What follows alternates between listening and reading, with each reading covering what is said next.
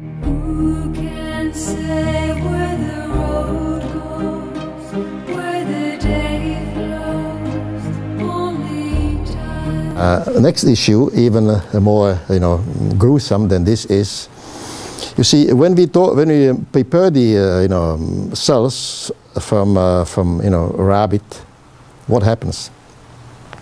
Rabbit pregnancy incidentally takes 30-31 days.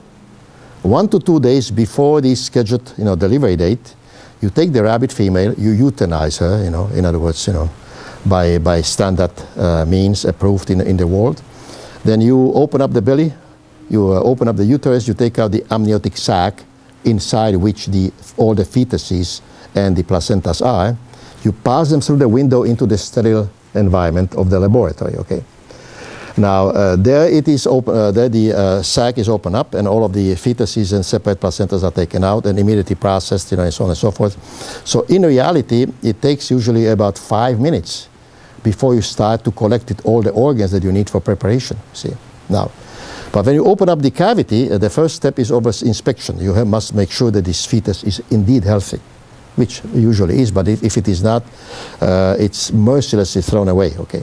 If it's deformed, or there may be some genetic issues, etc., etc., there is no dilly-dallying. You just throw the fetus away.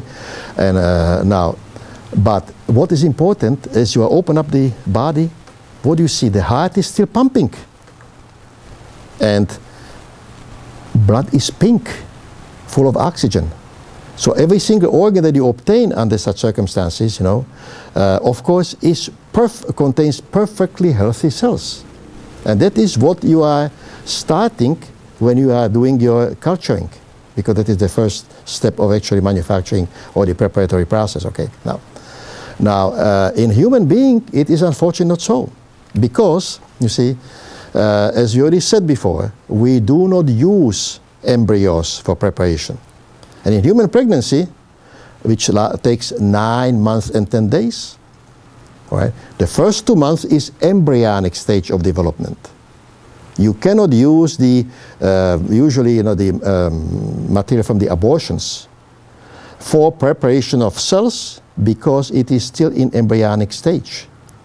Only the later, the last month of the before, as you know, the 3 months is cut off for abortions. In most of the civilized world, okay, US likewise. So the point is, you in reality have to get cells from so-called second trimester, second 3 months of the pregnancy. Now, and that is completely different cup of tea, because you cannot use those scraping or any other techniques. You have to induce birth by whatever means. It is possible to do. And so the fetus, that is past 3 months has to come out naturally. And they do. But the problem is it takes hours. So when you get that fetus, out, it very clear, often looks truly like seriously dead, And you can imagine the quality of the cells in all of those organs you are going to collect and use, that is truly unpredictable. Now, and that was the reason why in Soviet Union, where they did not have much of a problem with abortions, in the old days and so on and so forth, they simply came to the decision that this human fetal cell transplantation stinks. It is too much work, and a very small quantity of fetus is obtainable, so we shall switch to the animal fetal cell transplantation.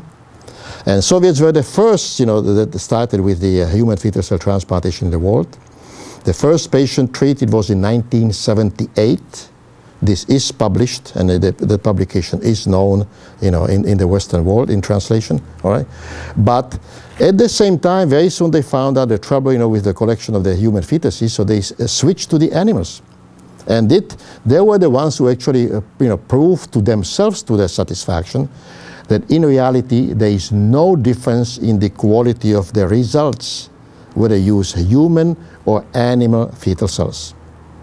And I must say, they started with cattle, then went to pigs, and eventually they were the ones who discovered the rabbits, you know, to be the most suitable animal from the, you know, in the animal kingdom. In terms of explaining about these therapies, which are, you know, partially or completely fraudulent, let's first say a word about umbilical cord blood stem cell transplantation, which in reality, you know, is not much different than peripheral blood stem cell transplantation. Now, this therapeutic method has popped up, probably about 10 years ago, and in reality, this one cannot be declared fraudulent. Now, but what is the problem with this? You see, our body, as body of all the mammals, is built out of 200 to 220 types of cells. And these cell types are uniform in nature, regardless, you know, which animal are we talking about. Now, from a human fetus or animal fetus, you can obtain as many as 200 to 220 cell types. I have to state that this number 200 to 220 is the scientific hypothesis. Okay, no one has proven that actually there are so many cells. And in terms of the preparation, in preparing the cells, you know, by request of different physicians, you know, from all over the world, up until now we have prepared cells of cell transplants of 90 cell types. Why not more? Because medicine does not know what these other 110, you know, cell types are. And even if they are known, nobody knows what is the purpose in the body. So as a result of it, physician, of course, will not, you know, think about using type of cell for implantation when he doesn't know, you know, what is that cell in the body for.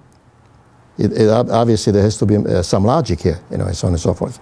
Now, but the key item is that this, you know, this is uniform in nature. One more time, okay. Now, umbilical cord blood regretfully contains only cells of two cell types of hematopoietic, meaning the blood cells, from which you can make also cells of the immune system.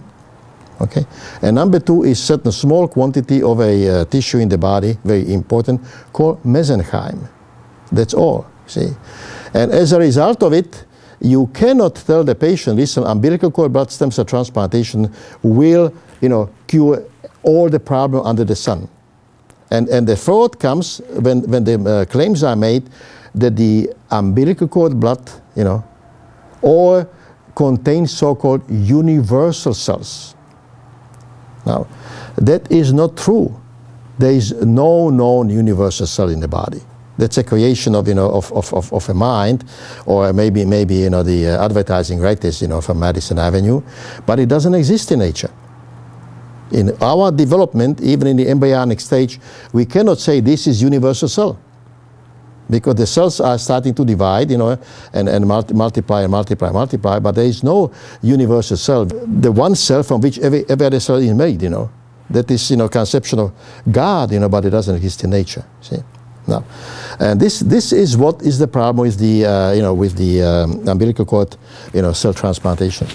You see, the this is all based on an unfortunate situation. See, the fact that a human body and animal body is, or a body of mammals are made of 200 to 220 cell types is based on a concept of principle of organospecificity. Oddly enough, when you go into German medical publications, as far back as 1950, they will speak about principle of organospecificity. When you go to the Russian articles, the same thing. When you go to any English article to this date, the principle of organospecificity is not spoken about. What does it mean? It means basically principle of organospecificity, that let's say the main cell of our liver is hepatoblast. That is the key cell from which the whole liver is built. There are, of course, 60 other, you know, cell types in it. But the key one, which is doing all the job, you know, of the key metabolic organ of the body, is hepatoblast. Now, you can take hepatoblast from any animal, particularly from the fetal stage, and implant it in any one of you, and there should be no reaction, because your body will recognize that hepatoblast from a rabbit or from any other animal as your own. Even when you talk about antigenicity, you see, there is a cross antigenicity between hepatoblast from the entire animal kingdom. So that is the reason why you don't expect, you know, any allergic reaction. Even we take all kind of additional precautions to make sure that no such a thing is, you see. And that is the reason why there is no need to use immunosuppression,